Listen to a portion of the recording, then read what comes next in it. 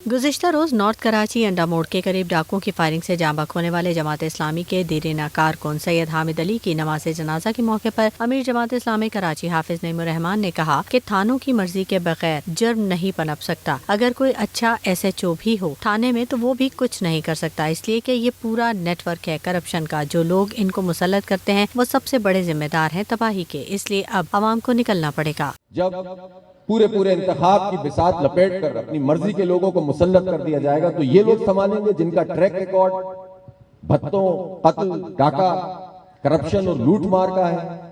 ये लोग हमारे हालात को दुरुस्त करेंगे।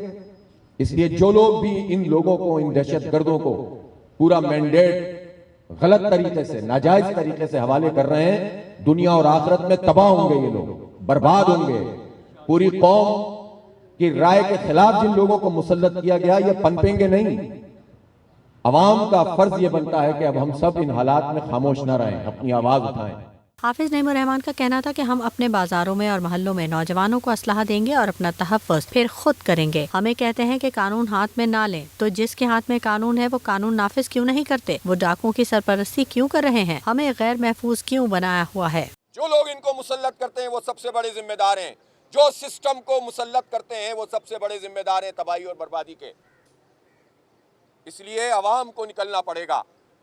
हमें फिर इसका इख्तियार दिया जाए लोगों को। हम मोहल्ला कमेटियां बनाएं, हम बैरियर लगाएं। हम नहीं चाहते कि रुकावटें जगह जगह खड़ी हों, लेकिन क्या करें अवाम?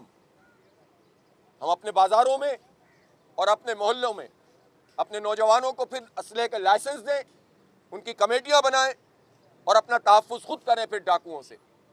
फिर ना आए पुलिस और रेंजर्स के बैरियर हटाओ। अपने हिस्से का काम आप करें नहीं, और जो लोग खुद अपना तहफ़्फ़ुज़ करने लगे तो आप कहते हैं कि जनाब कानून को आप हाथ में ना लें। तो जिनके हाथ में कानून है वो कानून नाफिज क्यों नहीं करते?